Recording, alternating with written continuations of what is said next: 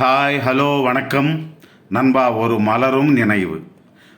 நான் ஆகஸ்ட் 11 சனிக்கிழமை 1973 வருஷம் சாயங்காலம் 5:50 சென்னை வந்தேன்.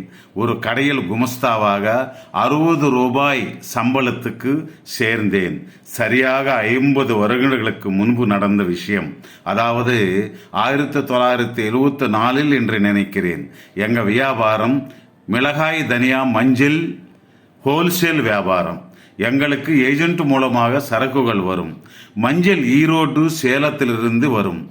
ஏஜென்ட் ஒரு பெயர் பீர்பாய். அப்போ ஒரு குவிண்டால், அதாவது மஞ்சள் 100 கிலோ 500 ரூபாய்க்கு விற்கப்படுகிறது.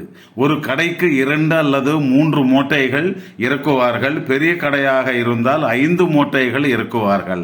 எங்க கட்டு மேஸ்திரி, அதாவது எடை போடுறவர் மாலை கொண்டையா, ஒரு நாள் 5 மூட்டைக்கு வியாபாரம் வந்தது. அந்த வியாபாரி 5 ரூபாய் குறைத்து 495க்கு கேட்டார். எதுவா இருந்தாலும் அந்த ஏஜென்ட்டை கேட்டுதான் செய்ய வேண்டும். அந்த பாயை கூப்பிட்டு எங்க மேஸ்திரி கேட்டார். அவர் நம்ம மேஸ்திரியை கிட்ட வர சொல்லி, கொண்டையா, உங்க புண்ட வியாபாரம் நமக்கு வேண்டையா, நான் சொன்ன விலையை வில்லையா, இல்லை என சூத்தை மூடிக்கொண்டு உண்டையா என்று சொன்னார். அது இப்பவும் எனக்கு நினைவுக்கு வந்தால் சொல்லி சொல்லி சிரிப்போம் நண்பா.